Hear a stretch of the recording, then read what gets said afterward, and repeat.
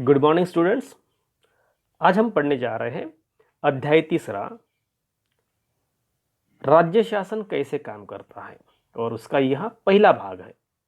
और इस अध्याय में हम कुछ मुद्दों पर चर्चा करेंगे, जैसे इसका कुछ परिचय करेंगे। पहले राज्यपाल, राज्यपाल की नियुक्ति, मुख्यमंत्री, राज्य विधानमंडल और विधानसभा का गठन, इन मुद्दों को समझने की कोशिश करते हैं। समझने की कोशिश करते हैं कि भारत के संविधान में राज्य में सरकार की उसी तरह परिकल्पना की गई है जिस तरह केंद्र में केंद्र सरकार की परिकल्पना की गई है। और यह प्रावधान बताए गए संविधान के 6 भाग में राज्य में सरकार के बारे में, राज्य भाग में राज्य में सरकार के बारे में बताया गया है संविधान के 6 भाग में। और संविधान के 6 भाग के अनुच्छेद 153 से लेकर 167 तक राज्य कार्यपालिका के बारे में बताया गया है। और राज्य कार्यपालिका में कौन कौन होते हैं? राज्यपाल, मुख्यमंत्री, मंत्रिपरिषद और राज्य के महाधिवक्ता शामिल होते हैं। तो ये हो गए हैं कि राज्य कार्यपालिका की रचना। अगला महत्वपूर्ण मुद्दा है राज्यपाल।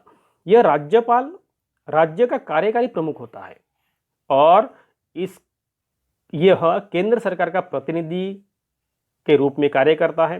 राज्यपाल की दोहरी भूमिका होती है, एक तो वह राज्य का कार्यकारी प्रमुख होता है और दूसरी बात है केंद्र सरकार का प्रतिनिधि होता है, और इसीलिए उसकी यह दोहरी भूमिका बन जाती है। और 7वें संविधान संशोधन अधिनियम 1956 की धारा के अनुसार एक ही व्यक्ति को 2 या अधिक राज्यों का राज्यपाल नियुक्त किया जा सकता है, ऐसा प्रावधान किया गया है। तो राज्यपाल की नियुक्ति कौन करते हैं? राज्यपाल की नियुक्ति केंद्र सरकार द्वारा मनोनीत, और जब राष्ट्रपति की जो उसको मंजूरी मिलती है, राष्ट्रपति को मुहर लग जाती है और ऐसे आज्ञा पत्र निकलते हैं, तो उसके माध्यम से अनुच्छेद 55 में ये विधि बताई गई है कि राज्यपाल की नियुक्ति कौन करते हैं। और राज्यपाल का जो कार्यकाल होता है या पदावधि होता है, पद ग्रहण करने से 5 साल के लिए होता है। इससे पहले वो अपना रेजिग्नेशन दे सकते हैं।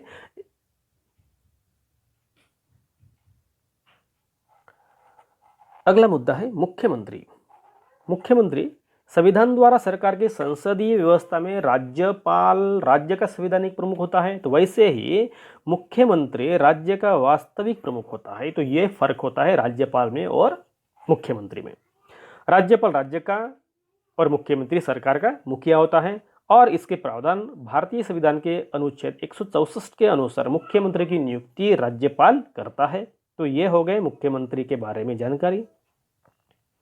और मुख्यमंत्री की अगर बात करेंगे तो संसदीय व्यवस्था में राज्यपाल राज्यसभा में बहुमत प्राप्त दल का जो नेता होता है उसको मुख्यमंत्री नियुक्त कर देता है।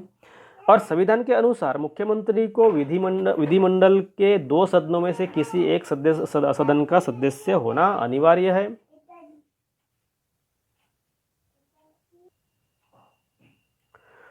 तो संविधान के अनुसार मुख्यमंत्री को विधानमंडल के किसी 2 सदनों में से एक सदस्य का सदस्य होना अनिवार्य है।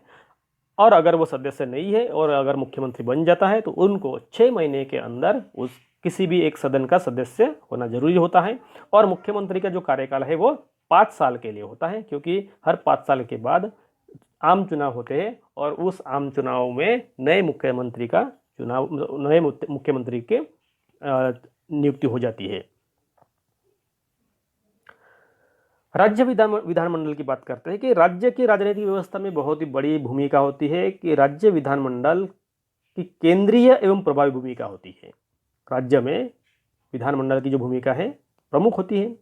और अधिकतर राज्यों में एक सदनीय व्यवस्था है, लेकिन कुछ राज्यों में द्विसदनीय भी सदन होते हैं। और केवल 7 राज्यों में 2 सदन है और 22 राज्यों में एक सदनीय व्यवस्था है।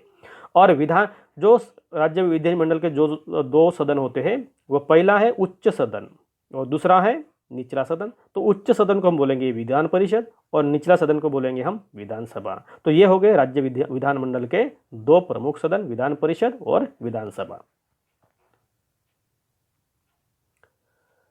विधानसभा का गठन कैसे होता है कि विधानसभा का जो गठन है वो प्रतिनिधियों का चयन प्रत्यक्ष मतदान और वयस्क मताधिकार के आधार पर ही किया जाता है, जैसे आम चुनाव होते हैं।